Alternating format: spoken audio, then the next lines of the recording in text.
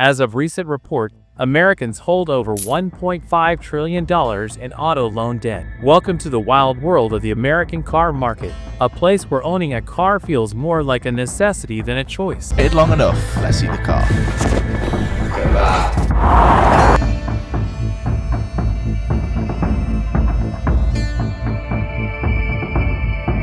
I just bought a 2022 Lamborghini Huracan Evo Spider at 19 years old, all cash for $335,000. Let's start it.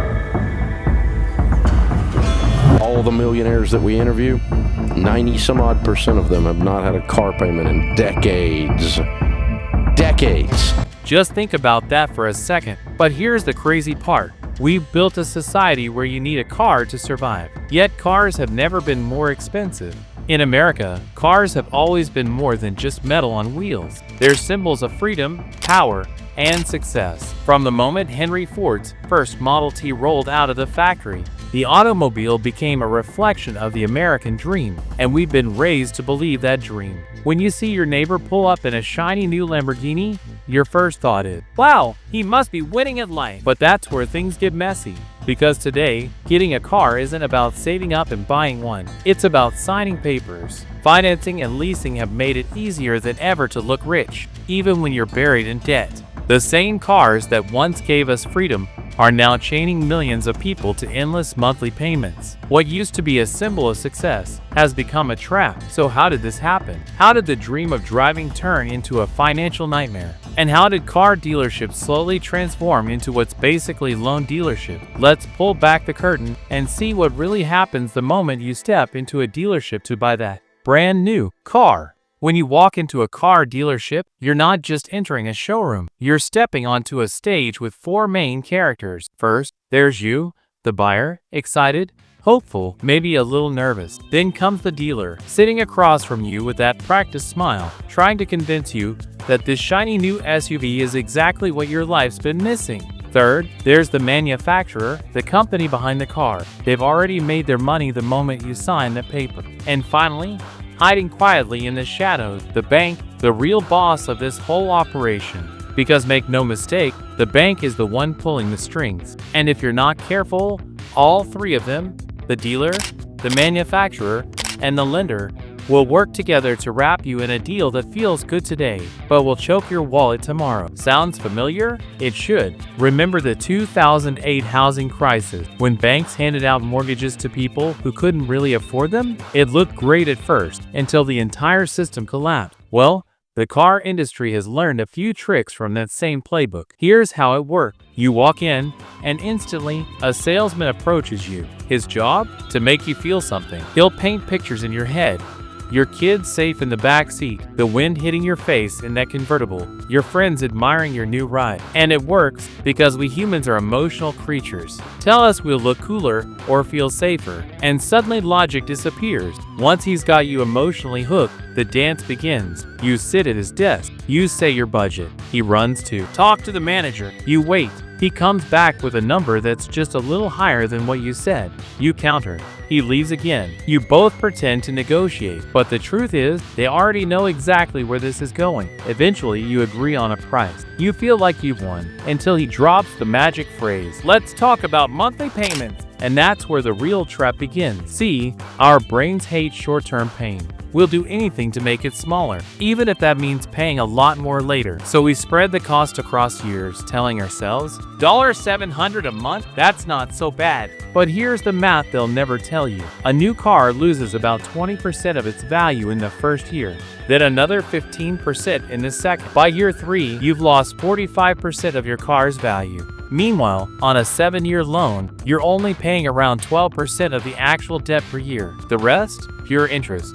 That's how buyers end up owing $7,000 to $10,000 more than their car is worth after just 3 years. And that's why nearly 1 in 4 trade-ins come with negative equity. You're still paying for a car you don't even own anymore.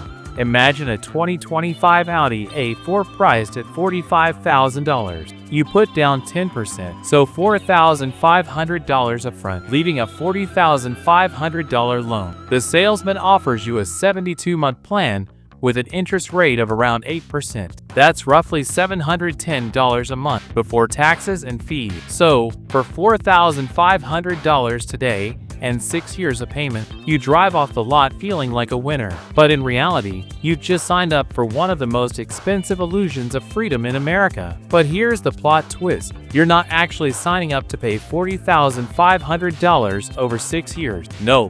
If you make every single payment on time, never miss one, by the end, you'll have paid $51,120. That's more than $10,000 extra, gone, just for the privilege of driving the Audi. And if you hesitate, if you even flinch a little at that number, the salesman already has his next trick ready. He smiles and says, "What if I lower your monthly payment?" Sounds nice, right?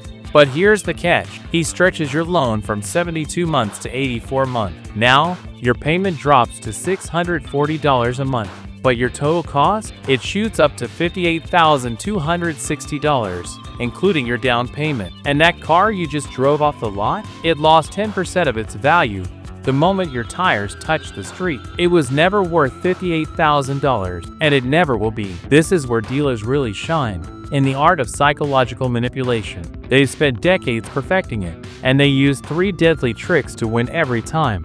Trick number 1, the 4-square method. It's pure confusion in paper form. They start juggling 4 things at once: the purchase price, your down payment, your monthly payment, and your trade-in value. They write big numbers, cross them out dramatically, flip the paper, scribble new one. It's all theater. The goal? To wear you down until you just sign without realizing how much you're actually paying. Trick number 2, the time pressure close. This one's classic. They'll tell you, "This deal is only good today," or worse, "Someone else is coming in this afternoon to buy that same car." Suddenly, your heart starts racing. You don't want to lose the deal, and that fear pushes you to make a decision you'll regret later.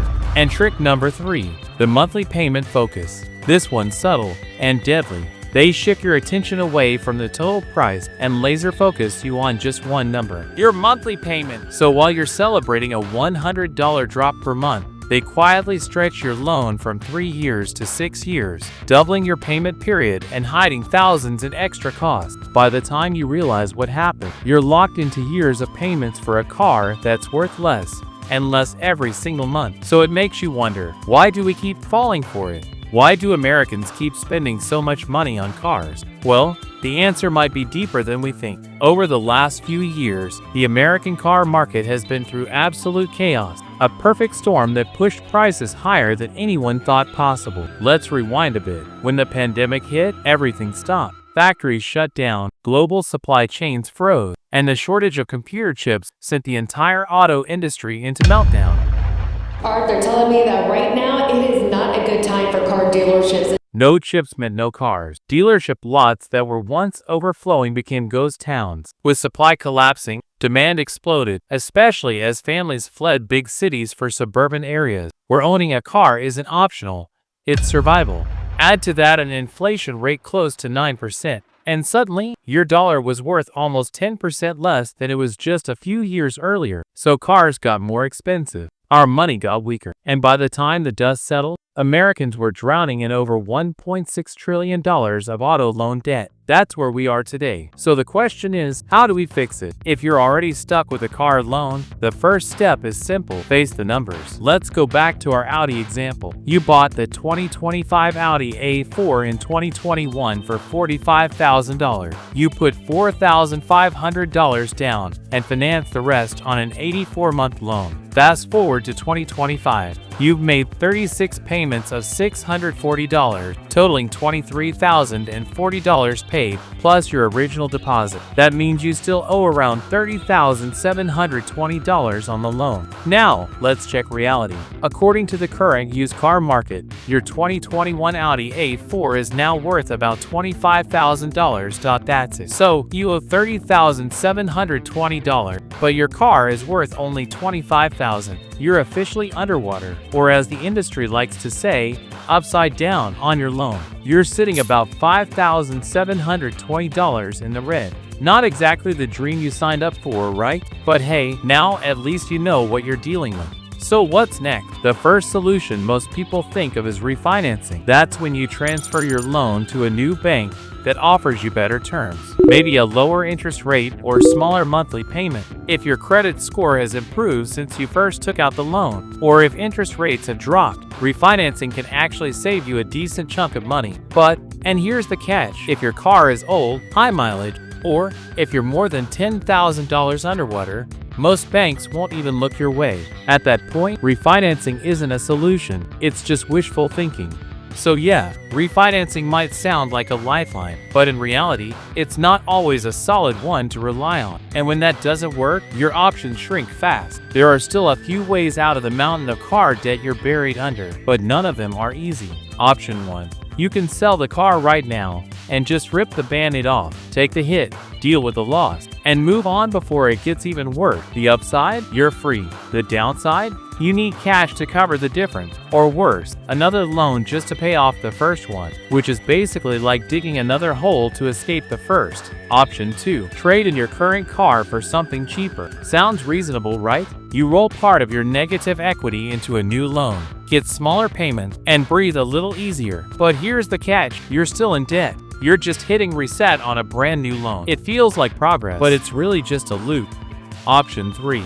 Tighten your budget and go all in on overpaying your monthly installments. Crush the balance as fast as humanly possible. It's tough, it demands sacrifice and discipline, but it's also the only option that truly sets you free. It protects your credit, your future, and eventually pulls you out of this endless cycle of car debt. And then there's the nuclear option, voluntary repossession. It's the last resort, the financial equivalent of hitting the red button. You hand your car back to the lender, walk away, and the payments stop immediately. But your credit? It takes a massive hit. It'll haunt your financial record for years, making future loans or leases almost impossible. It's not an option you want to take, but for some people, it's the only one left. Because here's the truth, once debt starts snowballing, it doesn't stop. Every month you wait, your car loses more value, and the hole gets deeper. The sooner you act, the sooner you start climbing out.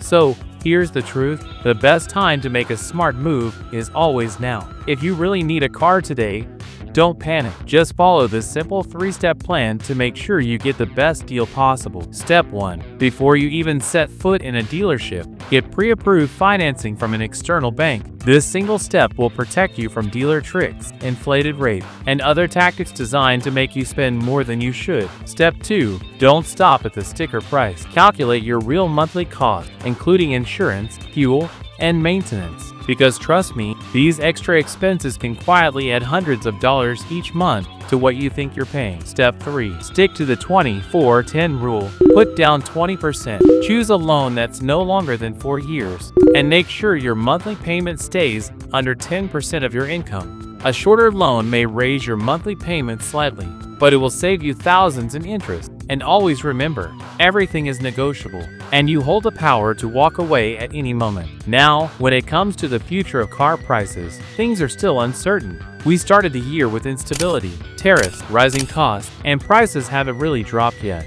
but cracks are starting to show. If demand continues to cool down, prices will eventually have to fall. So, if you can afford to wait a little longer, do it. And if you don't want that expense to slowly drive you into a mountain of debt, take your time. Look deeper into the numbers being shown to you, because a good deal on paper doesn't always mean a smart deal in reality. Don't be afraid to walk away from the table. Do what's right for you and for your wallet. And above all, don't overspend just to impress. Because real success isn't about what you drive, it's about what drives your freedom. So here's my challenge to you. Before you buy, calculate your true car cost, your payment, your insurance, your maintenance, your depreciation, and see what it's really worth. And if you're serious about escaping car debt traps and making smarter money moves, hit that subscribe button right now. Every week, we break down the real numbers behind the biggest financial decisions, so you'll never get fooled at the dealership again.